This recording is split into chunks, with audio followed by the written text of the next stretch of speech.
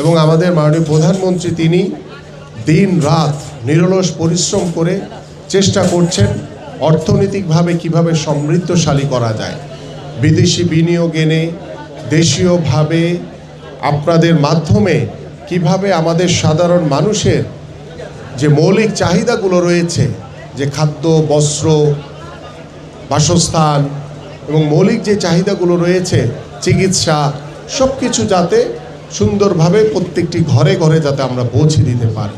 এবং আজকের পরিবেশের যে ভারসাম্য রক্ষা করার জন্য গাছ লাগানোর কোনো বিকল্প নেই। সেই লক্ষ্য নিয়ে আমরা আশা করি যে ইনশাআল্লাহ পর্যায়ক্রমে আমাদের মাননীয় প্রধানমন্ত্রী জনাব তারেক রহমান তিনি যে লক্ষ্য উদ্দেশ্য নির্ধারণ করেছেন যে আমরা আগামী 5 বছরে 25 কোটি গাছ লাগাতে চাই।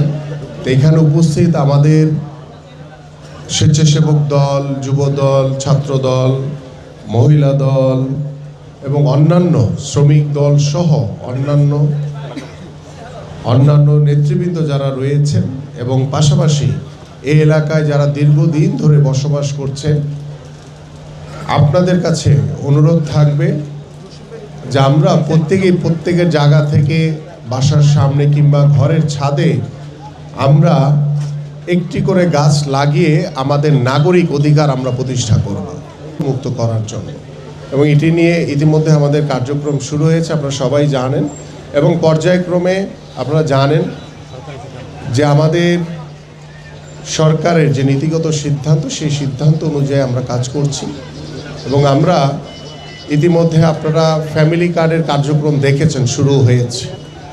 এবং আমাদের এই পল্লবী রূপনগরও ইনশাআল্লাহ খুব দ্রুত সময়ের ভিতরে আমাদের সমাজসেবা অধিদপ্তর থেকে যারা বাড়িতে বাড়িতে গিয়ে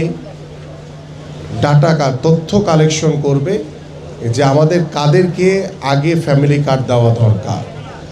এবং এখানে আমি বলে রাখতে চাই যে এখানে আমাদের বৃহৎ অংশ রয়েছে, ফুটপাতগুলো অবৈধভাবে দখল হয়ে গেছে ম্যাক্সিমাম সব জায়গায়। সেই জায়গাগুলো আমাদের নেতৃবৃন্দরা, আমাদের যারা রয়েছেন প্রশাসনের সবাই মিলে আমরা চেষ্টা করছি। এবং যারা ফুটপাতগুলো দখল করে বসে আছে তাদেরকেও বুঝিয়ে আমরা চেষ্টা করছি যাতে আমাদের সাধারণ মানুষ যাতে খুব নির্বিঘ্নে, আমাদের সন্তানরা যাতে নির্বিঘ্নে স্কুলে যেতে পারে, আমাদের কলেজগুলোতে যেতে পারে।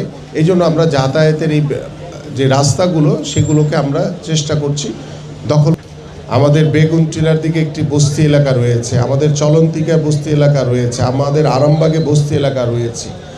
আমরা সবার আগে এই অসহায় মানুষগুলোর কাছে আমরা ফ্যামিলি কার্ড তাদের প্রত্যেকটি পরিবারের নারী কিংবা মায়েদের হাতে আমরা পৌঁছে দিতে চাই। কিন্তু বর্তমানে সত্যিকার অর্থেই আমরা বিদ্যুৎ এবং জ্বালানি সংকটে রয়েছি। এটা বাস্তবতা আমাদেরকে স্বীকার করতে হবে। কারণ বিগত সরকার কুইক রেন্টালের নামে যেভাবে দুর্নীতি করেছে, বিদ্যুৎ খাতে যে পরিমাণ দুর্নীতি হয়েছে, আজকে আমরা যখন সরকার গঠন করেছি একটি ভঙ্গুর অর্থনৈতিক অবস্থার মধ্য দিয়ে আমাদের সরকার দায়িত্ব নিয়েছে।